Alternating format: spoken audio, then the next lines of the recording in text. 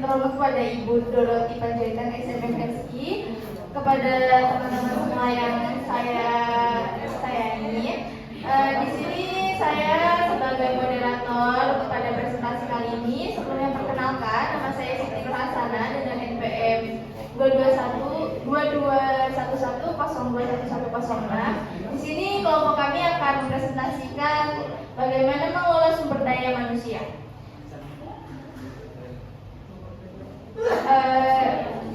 Anggota kelompok kami ada Kina Rianti yang berhalangan hadir dikarenakan sakit. Kemudian ada saya sendiri, ada Dea dan Ivan Jahir. Kemudian materi pertama yang akan saya sampaikan yaitu dalam proses mengelola sumber daya manusia itu ada menjalani wawancara kerja, di mana dilakukannya riset mengenai sebelum menjalani wawancara kerja, kita melakukan riset mengenai perusahaan dari jauh-jauh hari sebelum kita datang untuk melakukan wawancara.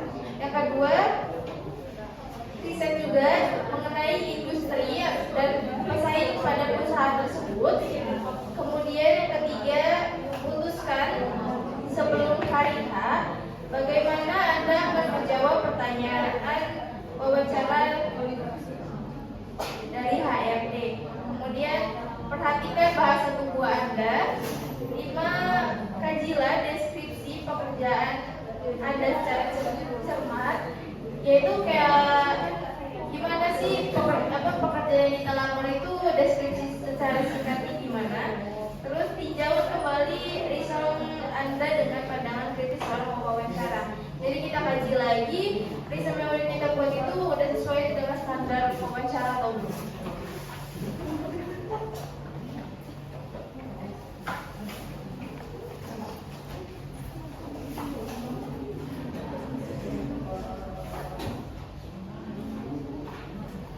Nah, masuk ke materi manajemen sumber daya manusia, yaitu manajemen sumber daya manusia atau MSDA, Human Resource Management atau HRM, yaitu tugas penting yang melibatkan kepemilikan dalam jumlah yang tepat dari orang-orang yang tepat di tempat yang tepat pada waktu yang tepat.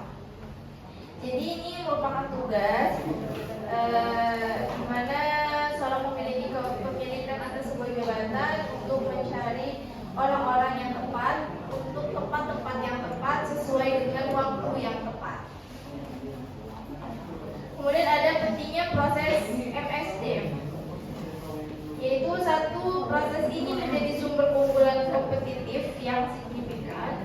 Jadi dalam proses manajemen sumber daya manusia ini terdapat kompetisi, di mana sumber daya manusia ini berkompetisi untuk mendapatkan tempat yang terbaik di perusahaan tersebut.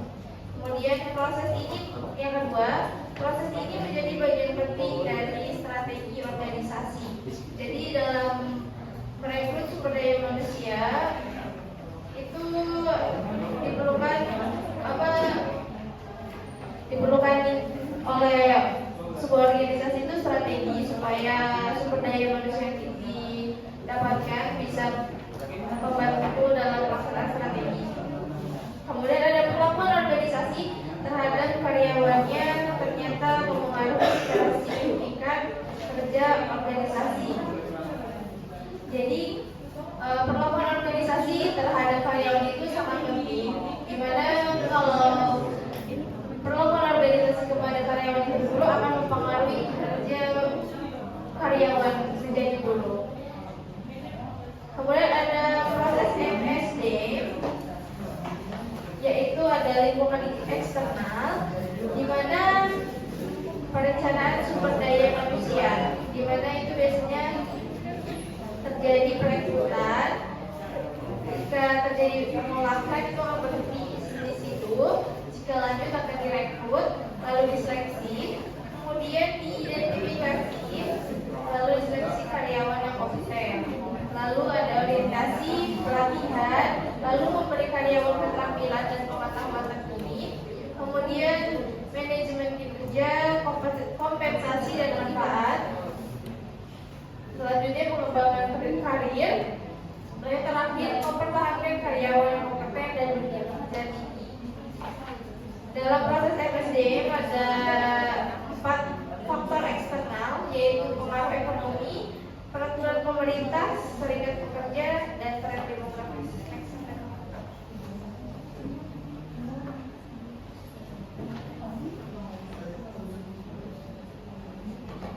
Kemudian dalam mengidentifikasi dan menyeleksi karyawan yang kompeten, itu ada fase pertamanya mencakup 3 tugas, yaitu ada perencanaan sumber daya manusia, perekrutan dan pendekrutan, dan kemudian seleksi. Dalam perencanaan SDM, perencanaan SDM yaitu metode perencanaan yang memastikan bahwa organisasi memiliki jumlah dan jenis orang yang tepat pada waktu dan tempat yang tepat, yaitu dengan menilai sumber daya manusia yang ada sekarang dan memenuhi kebutuhan sumber daya di masa mendatang. Dalam penilaian saat ini, analisis pekerja yaitu penilaian yang mengidentifikasi pekerja tertentu dan perilaku yang diperlukan untuk melaksanakannya. Yang kedua ada deskripsi pekerjaan, pernyataan tertulis yang menggambarkan pekerjaan, muatan tugas, lingkungan, dan kondisi. Kemudian yang ketiga dalam penilaian saat ini ada spesifikasi kerja, di mana pernyataan tertulis yang merinci kualifikasi minimum yang harus dimiliki seseorang agar dapat melaksanakan pekerjaannya dengan baik. Dalam perencanaan sumber daya manusia, dalam yang kedua pemenuhan custom data, yaitu setelah menilai kemampuan sumber daya manusia yang ada dan kebutuhan mendata, manajer bisa memperkirakan bidang-bidang yang mengalami kelebihan ataupun kekurangan staf. Kemudian karyawan yang kompeten, dalam memilih karyawan yang kompeten, jadi perekrutan dan pendekrutan. Perekrutan atau recruitment yaitu melokasikan, mengidentifikasikan dan menarik pelamar kerja yang kompeten. Yang kedua itu pendekrutan, recruitment, yaitu mengurangi angkatan kerja suatu organisasi. Dalam perekrutan, sumber utama kandidat yang potensial itu seperti internet, kunjungan karyawan, website perusahaan, perekrutan kampus, organisasi perekrutan profesional.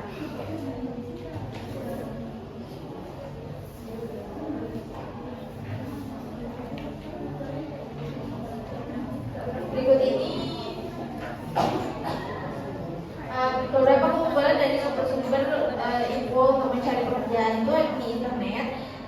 Pengumpulannya kita bisa menjangkau banyak kalangan, bisa mendapat umpan balik langsung dari lingkungan karyawan. Itu kita bisa mengetahui tentang seluk-beluk organisasi dari karyawan yang mereka kunjunginya, bisa memberikan kandidat potensial pada rujukan yang baik mencerminkan yang merekomendasikannya. Kemudian dari website perusahaan, distribusinya luas, bisa ditargetkan kepada kelompok tertentu. Kemudian dalam perekrutan melalui kampus, pengumpulannya banyak kandidat yang terpusat di satu tempat. Dalam organisasi perekrutan profesional atau hunter, keunggulannya mengetahui dengan baik tantangan dan kebutuhan industri. Pendekrutan, ada beberapa opsi untuk pendekrutan, yaitu pemecatan atau PHK, di mana pemberhentian permanen secara tidak sukarela, pemberhentian temporer secara tidak sukarela bisa dalam tempo beberapa hari, tapi juga bisa bertahun-tahun. Kemudian atrisi, yaitu tidak mengisi lowongan kerja yang tercipta dari pengunduran diri secara sukarela atau pensiun biasa. Lalu ada transfer, yaitu memindahkan karyawan secara lateral atau ke bawah, biasanya tidak mengurangi biaya tetapi dapat mengurangi ketidakseimbangan permintaan penawaran di dalam organisasi. Kemudian ada opsi pengurangan jam kerja, yaitu mengurangi jumlah jam kerja karyawan per minggunya, berbagi tugas pekerjaan, atau melakukan pekerjaan secara tepat waktu.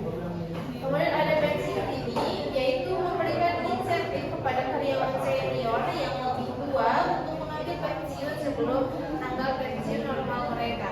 Ada berbagi tugas, di mana karyawan berbagi satu posisi secara purna waktu.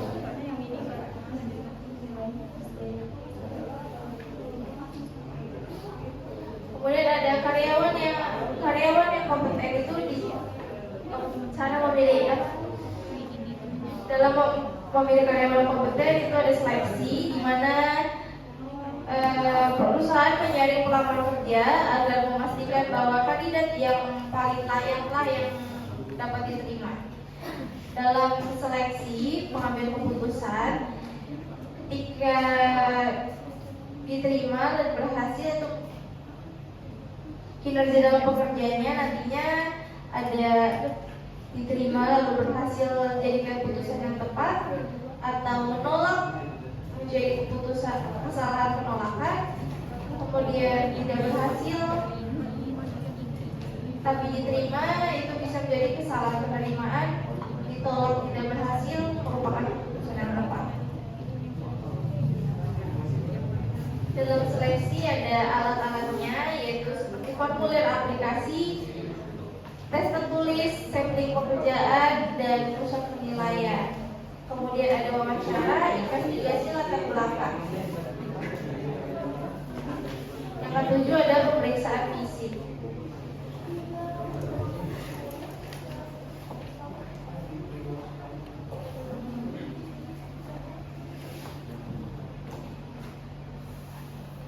Selanjutnya akan dibacakan oleh Evan.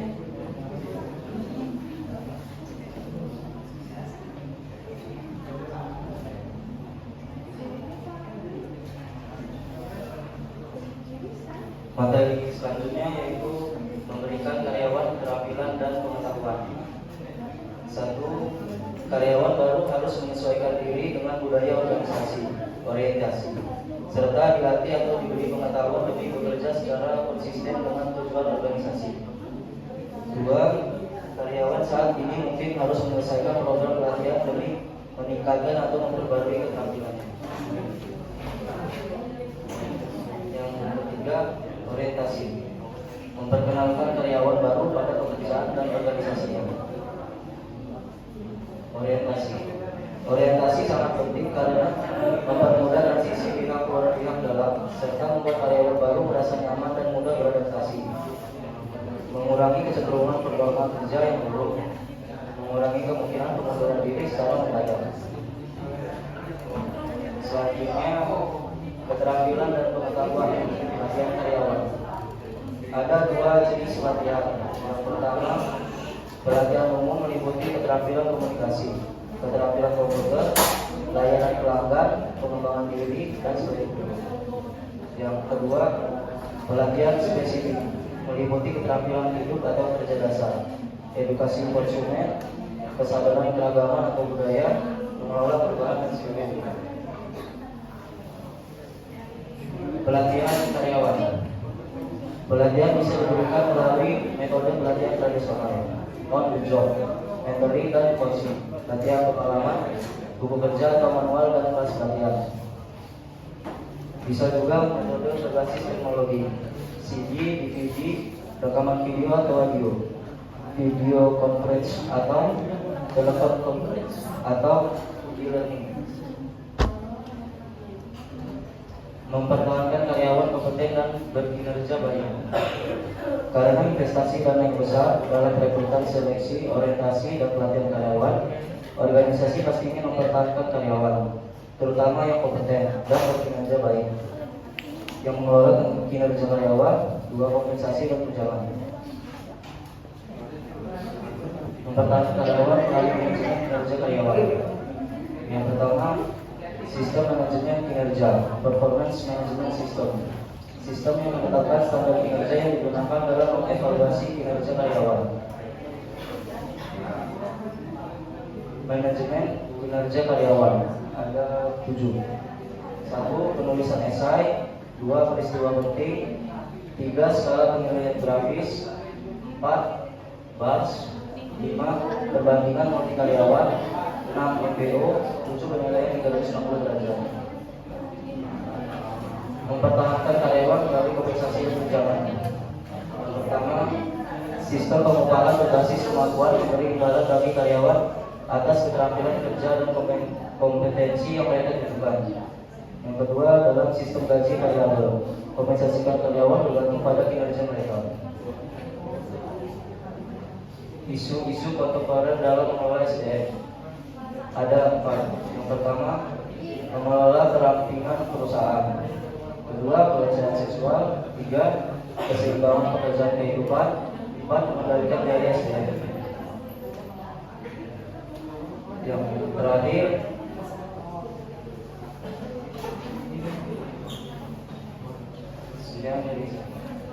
selanjutnya studi kasus.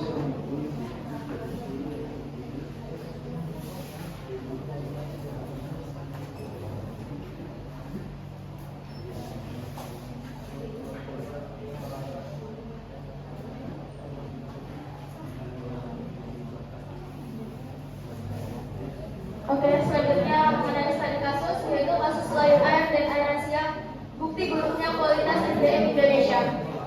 Pastinya di sini udah pada tahu kan maskapai kayak Lion Air atau AirAsia. Nah, di sini saya akan menjelaskan sejarah Lion Air. PT Lion Utari Airlines beroperasi sebagai Lion Air adalah sebuah maskapai penerbangan bertarif rendah yang berpangkalan pusat di Jakarta, Indonesia. Lion Air sendiri adalah maskapai swasta terbesar di Indonesia dengan jaringan rute di Indonesia, Filipina, Malaysia, Thailand, Australia, India, Arab Saudi, dan Jepang, serta rute charter menuju Cina, Hong Kong, Korea Selatan, dan Makau. Lion Air menjadikan dirinya sebagai pemain regional yang berkompetisi dengan Air Asia dari Malaysia. Sejarah Air Asia. Capital Air Berhad beroperasi sebagai Air Asia. Adalah sebuah maskapai penerbangan bertarif rendah multinasional yang berpusat di Bandara Internasional Kuala Lumpur, Malaysia. Air Asia sendiri adalah maskapai swasta terbesar di Malaysia dengan jaringan rute di Indonesia, Arab Saudi, Jepang, Malaysia, Thailand, Singapura, dan Vietnam, serta rute charter menuju Tiongkok dan Hong Kong. Air Asia secara konsisten dikabarkan sebagai maskapai berbiaya rendah terbaik dunia selama 11 tahun oleh Skytrax yang berturut-turut dalam penghargaan perjalanan internasional dan maskapai penerbangan, termasuk penghargaan terbaru untuk tahun 2019. Bisa dilihat ini beritanya, kasus Lion Air dan AirAsia, bukti buruknya kualitas SDM Indonesia. Selain kasus yang tadi, banyak sebenarnya kasus-kasus Lion Air. Mungkin kalian juga pernah dengar kayak orang ke luar negeri atau ke luar kota itu yang naik pesawat, pasti pernah dengar kayak keluhannya tentang Lion Air, yang kopernya rusak lah, yang kopernya dibanting lah, itu pasti pernah dengar kan. Nah, sebenarnya ada banyak, cuma kita mengambil satu contoh kasusnya. Kronologi kasus yang terjadi pada tanggal 10 Mei. Insiden salah menurunkan penumpang pertama dialami Lion Air dari Singapura. Seluruh penumpang maskapai penerbangan Lion Air dari Singapura pada Selasa 10 Mei lalu dengan nomor penerbangan JT161 di Bandara Soekarno-Hatta, Tangerang lolos dari pemeriksaan baik imigrasi maupun bea cukai. Padahal yang kita tahu, kalau misalnya maskapai atau pesawat itu dari luar negeri, otomatis ada kayak imigrasinya, itu wajib ya dilakuin. Tapi di sini Lion Air malah salah menurunkannya. Mereka menurunkan di rute yang nasional, bukan yang internasional.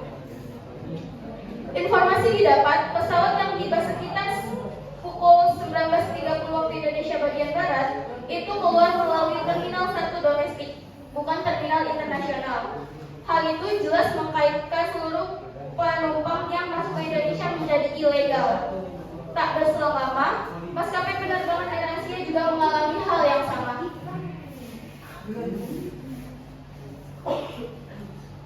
Berselang hampir seminggu, tepatnya pada tanggal 16 Mei, hari Senin, pesawat AirAsia QZ509 yang mengangkut 155 penumpang dari Singapura mendarat di Bandara Ngurah Rai Bali pada pukul 23 waktu Indonesia Tengah tanpa diketahui penyebabnya, sekitar 48 penumpang dibawa ke terminal kedatangan domestik. Kutipan berita dari Merdeka.com, pengamat penerbangan Maskapai Sapi Hakim menyebut insiden salah menurunkan penumpang oleh maskapai Lion Air dan AirAsia tak bisa dianggap sepele. Menurutnya, pemerintah harus melakukan evaluasi kembali agar kasus seperti ini tidak terulang. Menurut Capi, pertumbuhan bisnis maskapai di tanah air cukup tinggi. Namun, ini tidak diiringi dengan peningkatan sumber daya manusia atau SDM dan infrastruktur di bidang transportasi udara. Kejadian-kejadian yang menimpa maskapai seperti penundaan penerbangan sampai salah menurunkan penumpang dianggap akibat dari pengelolaan SDM yang kurang baik. Pelanggarannya bisa dilihat di sini, yaitu kesalahan prosedur dalam penanganan penumpang pada dua maskapai nasional, yaitu Lion Air dan AirAsia. Kedua maskapai tersebut yang seharusnya membawa penumpang menuju terminal kedatangan internasional malah menuju terminal kedatangan domestik. Padahal penumpang tersebut harus melalui pemeriksaan imigrasi yang ada di terminal kedatangan internasional. Alhasil, ada beberapa penumpang kedua pesawat tersebut yang keluar terminal tanpa melewati imigrasi.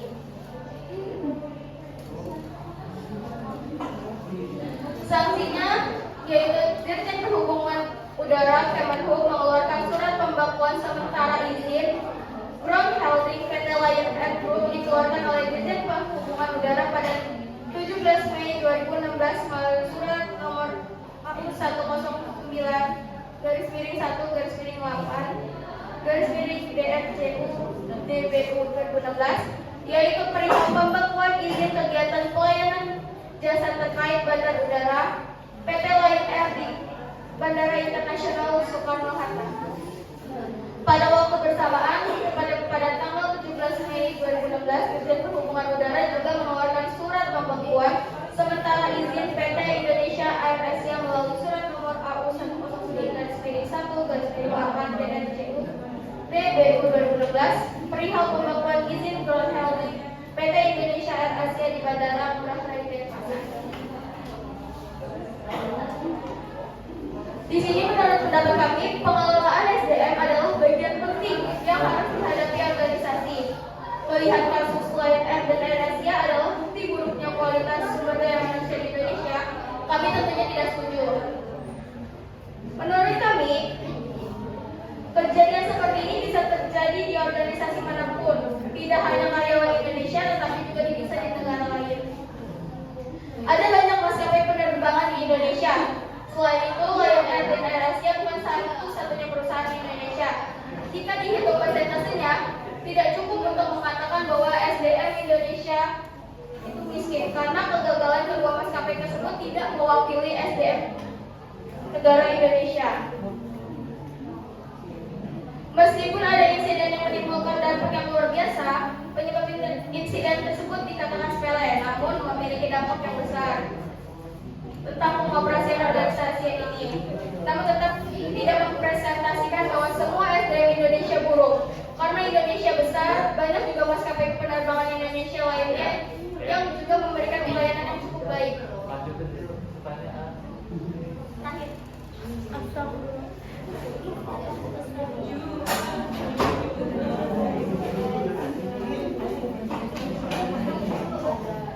Strategi maintenance dan manajemen yang sebaiknya dilakukan yaitu pertama, melakukan pengembangan atau development guna untuk penyiapan individu dalam mengemban tanggung jawab yang berbeda atau lebih tinggi di dalam organisasi. Yang kedua, pengembangan dan perencanaan karir harus dilihat dari proses yang menyelaraskan minat dan keterampilan karyawan dengan kebutuhan organisasi. Pengembangan dan perencanaan karir memainkan peran penting dalam memastikan bahwa perusahaan memiliki tenaga kerja yang kompetitif dan berkualitas. Sampai di sini ada yang ingin bertanya?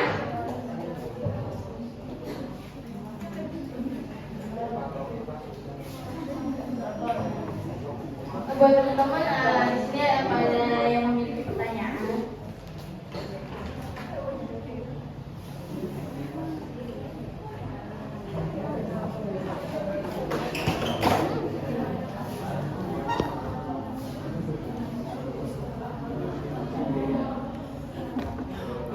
fondasi nggak kerekam.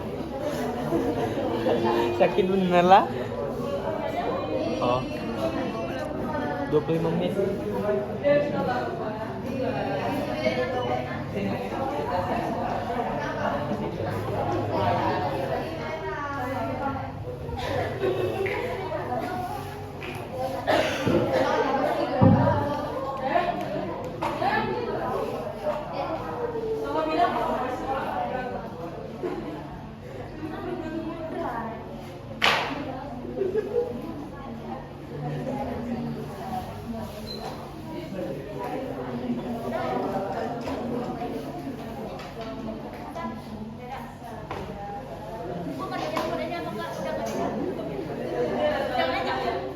Baik, karena tidak ada pertanyaan yang ingin ditanyakan kepada kelompok kami.